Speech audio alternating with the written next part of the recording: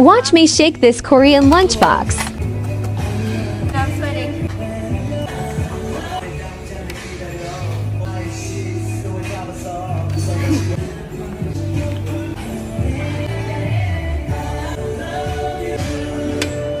We're gonna use a spoon. We're gonna get a professional.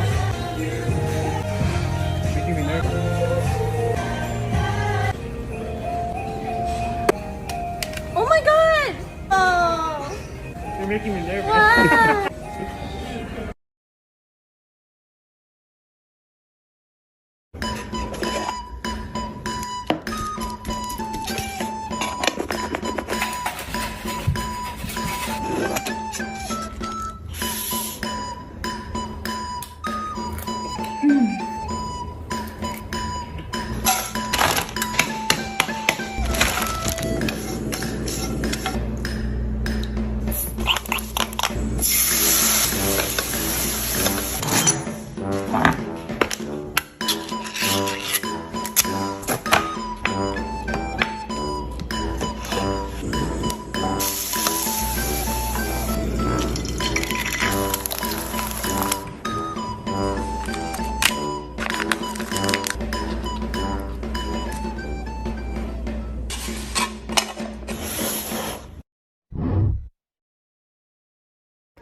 Today I'm making dosirak.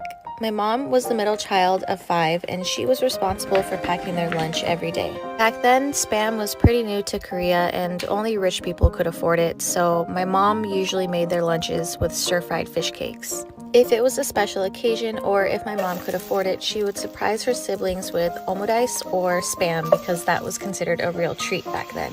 She had to prepare 5 lunches, so normally she would just stir-fry some fish cakes, fry up some eggs, and then use whatever banchan that they always have in their fridge, like anchovies, bean sprouts, spinach, and kimchi. My mom tried to switch it up as much as possible, but this was the most tasty and affordable lunch that she could prepare for her siblings. When I moved to the States, she packed me a similar lunch for my first day at school, and that was a really traumatic experience. Kids are cruel, and I'll never forget the look on my mom's face when I asked her not to pack me this lunch again.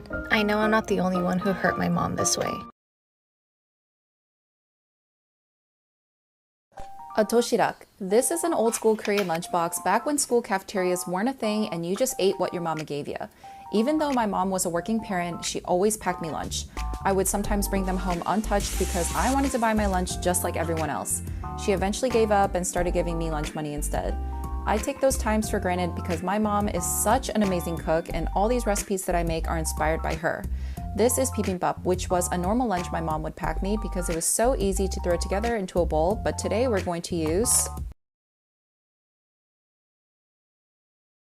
Today I'm making the dosirak, aka the lunchbox featured in Squid Game. It's filled with rice, 콩자반 or sweet and salty black soybeans, 멸치볶음 or stir-fried anchovies, kimchi, and an egg. Squid Game not only features classic Korean foods like this dosirak, but it also ruthlessly critiques the casual cruelty of capitalism, and this critique is just as tasty. Just a warning, there are some spoilers ahead. The rules of Squid Game are analogous to exploitation in our society, where people at the top pit workers against each other to get richer in the process, and just watch this cruelty like actual theater. The fact that the players chose to return to the horror of the Squid Game shows how hunger and poverty are just as violent as the brutality of the game. Even though the players are constantly told that the game is fair, that they just need to work harder and smarter as individuals, the game is rigged and intentionally designed to encourage a zero-sum mentality where working-class people are incentivized not to work together to fight the game's perverse rules, but rather to destroy each other's lives for money. Squid Game's popularity highlights how the oppression and violence caused by capitalism is a global phenomenon to which many can relate.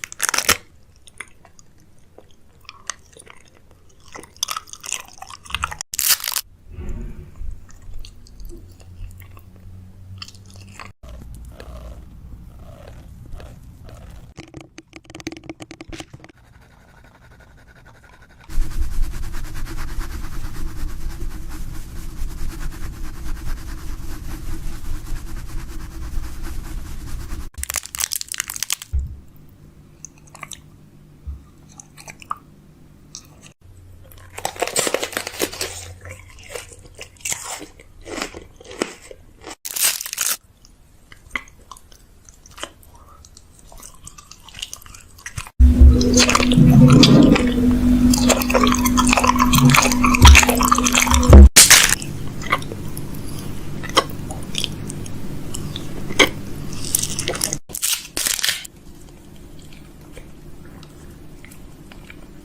me making it right now.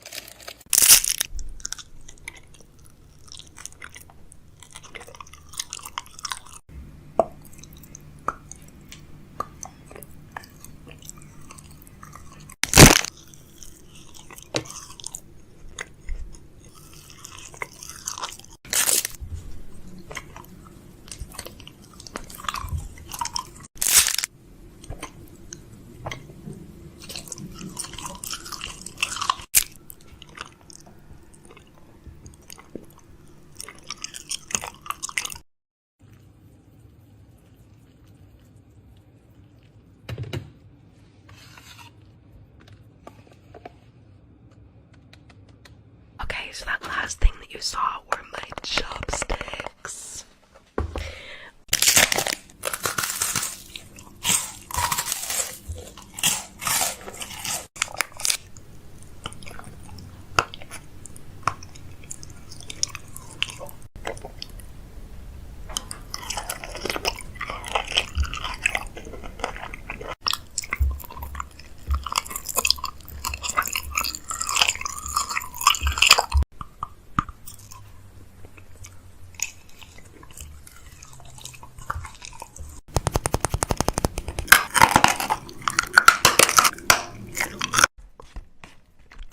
Okay, so it actually smells really chickeny. I think that's because that yellow stuff was broth. So this is, I don't know, just like really chicken brothy. But let's give it a try. I hope it's not too hot.